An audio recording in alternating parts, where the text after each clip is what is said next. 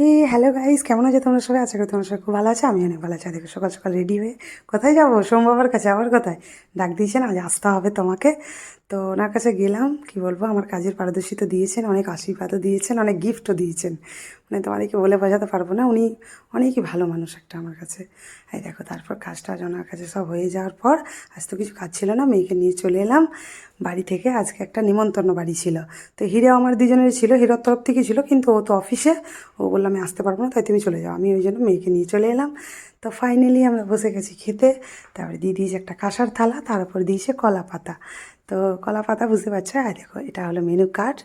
আজকে যে এইখানের আয়োজনটা, সেটা হলো শুভেচ্ছা ক্যাটারিং থেকে ক্যাটারিং এসেছিলো। তো প্রথমেই পড়ে গেল আমাদের ভেটকি মাছের কাটলেট। এটা আমার খুবই ভালো লাগে, কাটলেট খেতে আমার সত্যিই খুব ভালো লাগে। তোমাদের কার কার ভালো লাগে সবাই জানাবে। হ্যাঁ, তো এটা বেশ ভালোই মজা করে খেলাম। তারপর পড়ে গেল ভাত, ভাতের সাথে ডাল। তো ডাল ভাত ভালো করে জমিয়ে খাওয়ার পর পড়ে গেল ইঁচড় চিংড়ি। চিংড়ির সাইজটা বেশ বড় বড়ই ছিল, বেশ ভালোই লাগলো খেতে। তারপর পড়ে গেলো মাছের কালিয়া, কাতলা মাছের। মাছটাও দারুণ টেস্টি ছিল, খুব সফট ছিল, মানে খুবই ভালো আর কি। তারপর পড়ে গেল আমাদের ইলিশ মাছের ঝাল দেওয়া। মাছটা যেরকম বড় ছিল সেরকম টেস্টিও ছিল, দারুণ। তারপর লাস্ট পাতে জানোই তো, এটা সবারই পছন্দ, আমারও খুব প্রিয়, চাটনি আর পাঁপড়। চাটনিটা যে পাত্রটা দিয়েছিল, পাত্রটা আমার খুব ভালো লাগছিল। আর এটা আমি খুব মজা করে করে খেলাম। তারপর পড়ে গেল, এই দুটো আমার পছন্দ না, তবুও খেলাম, যেহেতু দিয়েছে যখন খেতেই হবে। বড় একটা মিষ্টি, আর দেখো এটা নিয়ে আমি খেলা করছিলাম, এটা আমার খুব ভালো লেগেছিলো।